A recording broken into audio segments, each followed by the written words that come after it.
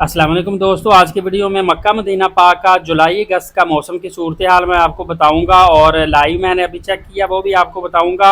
आपको बताता चलूं कि जुलाई और अगस्त में उम्रा करें या ना करें, मतलब गर्मी की शिद्दत कितनी होगी, कितना आप सर्वाइव कर पाएंगे, कितना आसानी से उम्रा कर पाएंगे, इस हवाले से आपको बताने लगा हूँ ताकि आपको मुश्किलात पेश आ सकती हैं। उसी हिसाब से आप एहराम भी उसी हिसाब से लेके जाएँ और अपने कपड़े वगैरह भी उसी हिसाब से लेके जाएँ।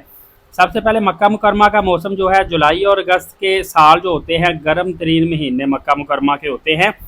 आज मैंने जो टेम्परेचर चेक किया है ये मिनिमम 38 से लेके मैक्सिमम 45 डिग्री तक मक्का का टेम्परेचर जाता है। और याद रखिएगा सऊदी अरब की जो गर्मी है वो फील बहुत ज़्यादा होती है, 45 है तो समझ लें 48 तक तो फील लाजमी होगी।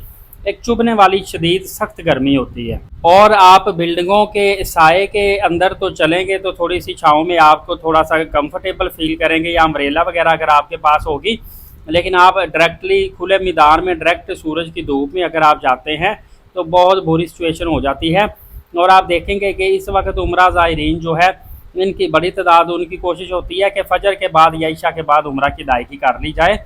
और जुमा के वक्त भी जो लोग जुमा की अदायगी करते हैं, खासकर मताफ में बैठते हैं या सहन में, तो डायरेक्टली जब सूरज पड़ता है तो गर्मी की शिद्दत बहुत ज़्यादा होती है, सर दर्द होना शुरू हो जाता है। दर्जा हरारत अमूमन अगर मदीना मुनव्वरा का भी देखा जाए इस वक्त वो भी काफ़ी ज़्यादा गर्म है, 40 से लेकर 46 डिग्री तक मदीना पाक का भी इस वक्त दर्जा हरारत आ रहा है।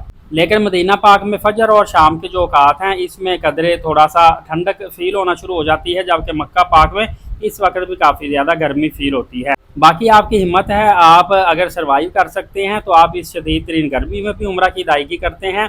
हज़ारों की तादाद में लोग इन दिनों भी आते हैं और मक्का पाक में अल्लाह ताला के घर की ज़ियारत करते हैं, उम्रा की अदायगी करते हैं।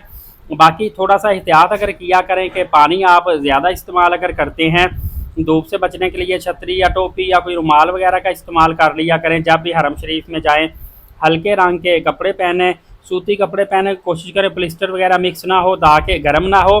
दोपहर की बजाय सुबह या रात के औकात में ज़्यादा पैदल चलने की कोशिश करें, ज़ियारत वगैरह में भी। और उम्रा की अदायगी भी आप उन वक्त में करेंगे ज़्यादा बेहतर होगा। और निस्बतन ठंडा मौसम अगर आप चाहते हैं तो फिर आपको शायद मालूम हो कि नवंबर, दिसंबर, जनवरी, फरवरी ये महीने काफ़ी ज़्यादा ठंडे आरामदेह होते हैं, लेकिन इन महीनों में उम्रा पैकेज काफ़ी ज़्यादा महंगा हो जाता है। वैसे तो इस वक्त भी उम्रा पैकेज काफ़ी ज़्यादा महंगा है, लेकिन ये है कि जुलाई और अगस्त में बाज़ औक़ात उम्रा पैकेजेस जो होते हैं ये निस्बतन सस्ते मिल जाते हैं। जिन लोगों ने टाइम से टिकटें बुक करवा ली होती हैं वो फिर आगे चल के थोड़ा सा सस्ता उम्रा कर लेते हैं। बाकी हमेशा आप पानी साथ रखें, सन क्रीम वगैरह जो होती है वो आप ये लगाते रहें, छतरी का इस्तेमाल करें। आराम के लिए थोड़ा बहुत जगह जगह पे आप आराम भी करते रहा करें। ये नहीं है कि आप मुसलसल ही एक वक्त में कोई ना कोई सख्त मेहनत करें जिसकी वजह से आपको तकलीफ़ या परेशानी या बीमारी का सामना करना पड़े। और कोशिश करें गर्मी की शिद्दत में गैर ज़रूरी चलने फिरने से गुरेज करें। और बेहतर होगा कि अगर आपने जून जुलाई में उम्रे की अदायगी के लिए जाना है तो जितना करीब हो सके होटल लें, 300-400 मीटर फासले पे होटल लें ताकि वहाँ से हरम शरीफ तक आप आसानी से पहुँच सकें। और कोशिश करें हरम शरीफ में अंदर जहाँ पे छत है वहाँ पे आप जाके नमाज की अदायगी करेंगे तो वहाँ पे छाँव होती है, अंडरग्राउंड एसी लगे होते हैं, तो वहाँ पे आपको सुकून काफ़ी होता है। बहरहाल मेरी दुआ है कि मेरी वीडियो देखने वाले और इसको शेयर करने वालों को अल्लाह पाक बार बार उम्रा की सआदत नसीब फरमाए। फर्दर अपडेट जानने के लिए चैनल सब्सक्राइब कर लीजिएगा।